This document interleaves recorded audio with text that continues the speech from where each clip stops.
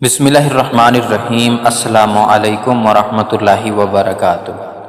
شریعت مطہرہ نے جماع کو انسانی حق دینے کے ساتھ شرعی حق بھی دیا ہے، اس لیے اس پر بہت ہی فضیلتیں بیان کی گئی ہیں تاکہ ایک مسلمان کو اس فعل میں ثواب بھی ملے۔ چنانچہ حضرت عائشہ رضی اللہ تعالی عنہا نے عرض کیا، یا رسول اللہ، عورتوں کو تو بہت سا ثواب مل گیا، مردوں کے بارے میں بھی ارشاد فرمائیے۔ یہ سن کر حضور صلی اللہ علیہ وسلم مسکرائے اور فرمایا، مرد اپنی عورت کا ہاتھ پکڑ کر مانوس کرتا ہے تو اس کے لیے ایک نیکی لکھی جاتی ہے۔ جو مرد پیار سے اپنی عورت کے گلے میں ہاتھ ڈالتا ہے اس کے حق میں 10 نیکیاں لکھی جاتی ہیں۔ جب وہ عورت سے مباشرت کرتا ہے تو دنیا و ما فیہا سے افضل ہوتا ہے۔ جب غسل کرتا ہے تو بدن کے جس بال پر سے بھی پانی گزرتا ہے اس کے لیے ہر بال کے بدلے میں ایک نیکی لکھی جاتی ہے اور ایک گناہ معاف ہو جاتا ہے اور ایک درجہ بلند کر دیا جاتا ہے۔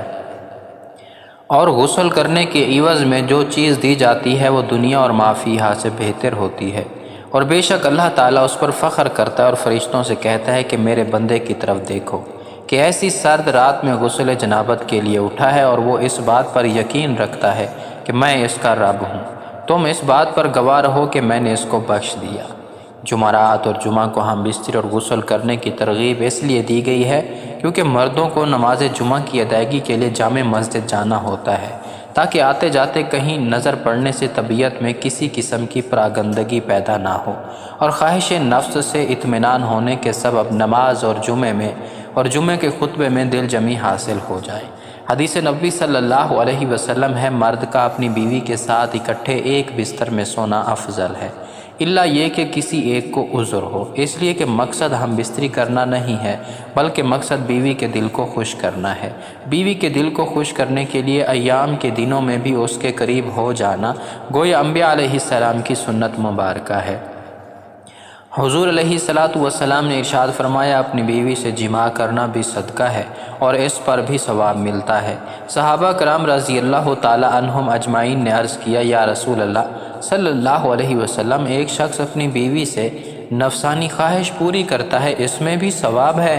آپ صلی اللہ علیہ وسلم نے ارشاد فرمایا کہ اگر وہ اپنی خواہش کسی غلط جگہ پوری کرتا تو اس پر گناہ ہوتا یا نہیں؟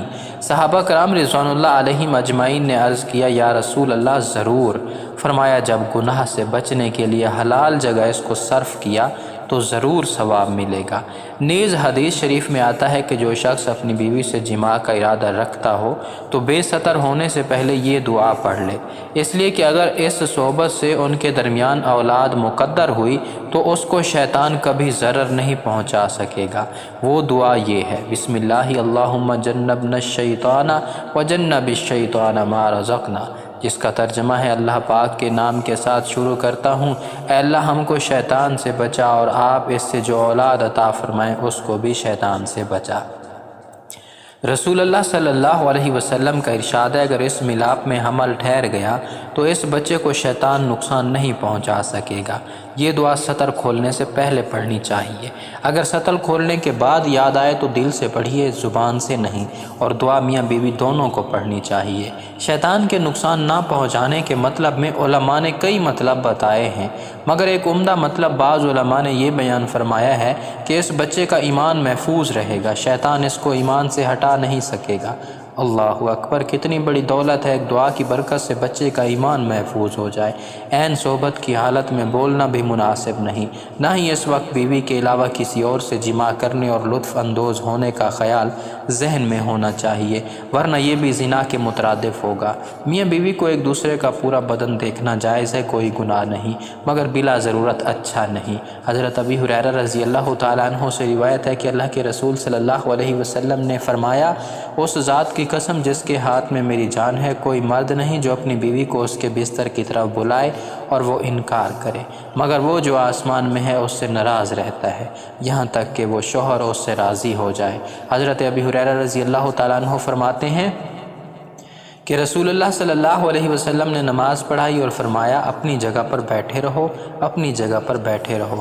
پھر آپ صلی اللہ علیہ وسلم نے اللہ تعالیٰ کی حمد و ثنا بیان کی، پھر اما بعد کہا اور پہلے مردوں کی جانب متوجہ ہوئے اور فرمایا، کیا تم میں کوئی ایسا ہے جو اپنی بیوی کے پاس آ کر دروازہ بند کر لیتا ہے اور پردہ ڈال لیتا ہے اور پردے میں چھپ جاتا ہے؟ لوگوں نے جواب دیا ہاں۔ پھر آپ صلی اللہ علیہ وسلم نے فرمایا اس کے بعد وہ لوگوں میں بیٹھتا ہے اور کہتا ہے میں نے ایسا کیا، میں نے ایسا کیا۔ یہ سن کر لوگ خاموش رہے۔ مردوں کے بعد آپ صلی اللہ علیہ وسلم عورتوں کی جانب متوجہ ہوئے اور ان سے بھی پوچھا کہ کیا کوئی ایسا تم میں سے ایسی ہے جو ایسی باتیں کرتی ہے؟ تو وہ بھی خاموش رہیں۔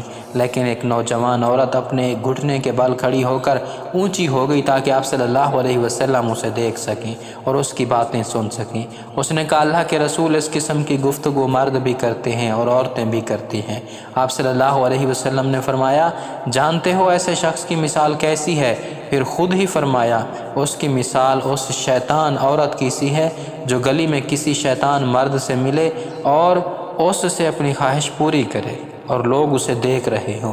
خبردار، مردوں کی خوشبو وہ ہے جس کی بو ظاہر ہو، رنگ ظاہر نہ ہو، اور خبردار عورتوں کی خوشبو وہ ہے جس کا رنگ ظاہر ہو، بو ظاہر نہ ہو۔ شب زفاف میں میاں بیوی کا ازدواجی تعلق قائم کرنے سے پہلے 2 رکعت پڑھنا مستحب ہے اور یہ نماز نفل ہے اور اس کا ثواب حدیث سے ملتا ہے۔ یہ خیر و برکت اور میاں بیوی میں باہمی الفت و محبت کا ذریعہ ہے، جیسا کہ مجمع الزوائد المعجم الطبرانی اور مصنف ابن ابی شیبہ میں مروی ہے کہ ایک شخص عبداللہ ابن مسعود رضی اللہ تعالیٰ عنہ کے پاس آیا اور آ کر کہا کہ میں نے ایک کنواری لڑکی سے نکاح کیا ہے، مجھے ڈر ہے کہ کہیں وہ مجھے ناپسند نہ کرنے لگے۔ تو آپ رضی اللہ تعالیٰ عنہ نے فرمایا الفت اللہ کی طرف سے ہوتی ہے اور بغض شیطان کی جانب سے ہوتا ہے، تاکہ اللہ تعالیٰ نے جو چیز تیرے لیے حلال کی ہے وہ تیرے لیے پسندیدہ ہو جائے۔ جب تو شب زفاف میں بیوی کے پاس داخل ہو تو اس کو حکم کر کہ وہ تیرے پیچھے 2 رکعت نماز پڑھے اور پھر اس کے بعد اللہ سے یہ دعا مانگ اللہم بارک لفی اہلی وبارک لہم فی، اللہم ارزقنی منہم وارزقہم منی، اللہم اجمع بیننا ما جمعت الی خیر وفرق بیننا اذا فرقت الی خیر۔